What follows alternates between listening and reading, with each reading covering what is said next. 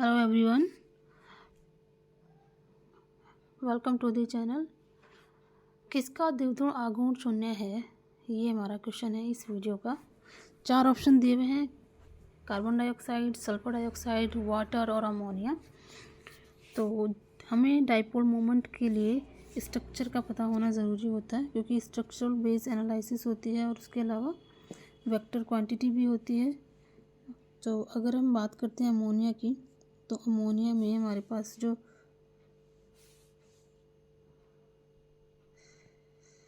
Structure होती है वो ये होती है, जिसमें अमोनिया के पास एक लोन, नाइट्रोजन के पास एक लोन पेयर होता है और 3 हाइड्रोजन जो होते हैं वो बैंड होकर पिरामिडल स्ट्रक्चर बनाते हैं।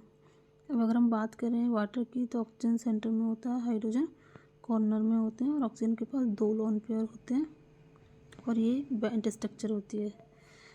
देन SO2 में भी एक जो स्ट्रक्चर बनती है हमारी, वो बैंड होती है। एस स्ट्रक्चर एस सेंटर में होता है, 2 ऑक्सीजन डबल बॉन्ड से अटैच होते हैं और इसके पास भी 2 लोन पेयर होते हैं, क्योंकि ऑक्सीजन और सल्फर दोनों ही 16 ग्रुप के एलिमेंट्स हैं। तो यहाँ पर अगर हम ध्यान से देखें तो सभी जो एलिमेंट हैं, उन सभी एलिमेंट में हमारी जो स्ट्रक्चर है वो बैंड बन रही है, मतलब कुछ ना कुछ एंगल बना हुआ है और इसी वजह से जो डाइपोल मोमेंट होगा वो किसी भी स्ट्रक्चर का ज़ीरो नहीं हो सकता। जो हमारी एक बची हुई है वो है कार्बन डाइऑक्साइड। तो अगर हम कार्बन डाइऑक्साइड की स्ट्रक्चर बनाते हैं तो C डबल बॉन्ड O और C डबल बॉन्ड O, ये एक लीनियर स्ट्रक्चर होती है और यहाँ पर का जो बॉन्ड एंगल होता है 180 डिग्री होता है। अब ये लीनियर क्यों है? लीनियर इसलिए है क्योंकि जो हमारा सेंट्रल एटम है कार्बन, उस कार्बन पर कोई भी लोन पेयर नहीं है, जबकि नाइट्रोजन पर लोन पेयर है, ऑक्सीजन पर है और सल्फर पर है।